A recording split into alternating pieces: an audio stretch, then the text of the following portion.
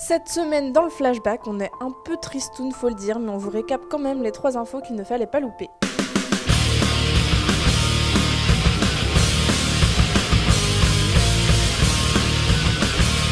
Les gens sont cons, faut en profiter. On commence par l'info qui nous a rendus tous tristes cette semaine, c'est la disparition du grand Jean-Pierre Mariel. Il était l'un des visages les plus familiers du cinéma français, lui qui était pourtant devenu acteur un peu par hasard et ne voyait pas de vocation dans l'actorat. Fort d'une carrière s'étalant sur 60 ans et ayant joué dans pas moins de 130 films et séries, on peut dire que le jeune Jean-Pierre d'alors s'était, fort heureusement pour nous, trompé. Quand on pense à Jean-Pierre Mariel, on pense à... Oh nom de Dieu, bordel de merde. Mais aussi... Sans la piste, toi.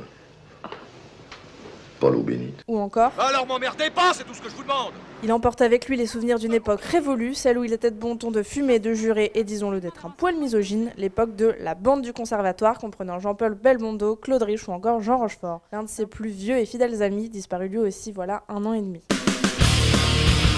Allez, on sèche nos larmes et on rentre dans un registre un peu différent.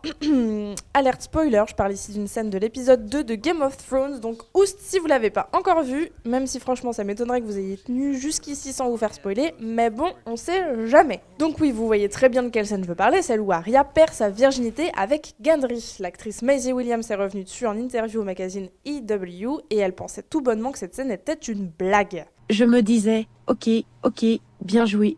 Et les showrunners ont fait genre non, nous n'avons pas fait de blague cette année.